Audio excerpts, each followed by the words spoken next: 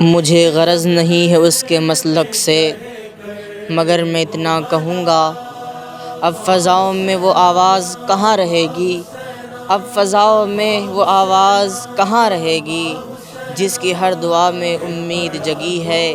خاموشی نے آج دل کے کونے میں دستک دی ہے، اور ہر دھڑکن نے بس ایک ہی سوال پکارا، کیوں؟ وہ ہنسی جو کبھی چہرے پر کھلتی تھی، آج اس کی یادیں آنکھوں میں جھلکتی ہیں۔ بن کہے ہی ہر غم نے دستک دی، اور ہر سانس نے بس اس کا نام پکارا۔ کچھ لوگ مرتے نہیں، وہ وقت بن کر صدیوں تک زندہ رہتے ہیں۔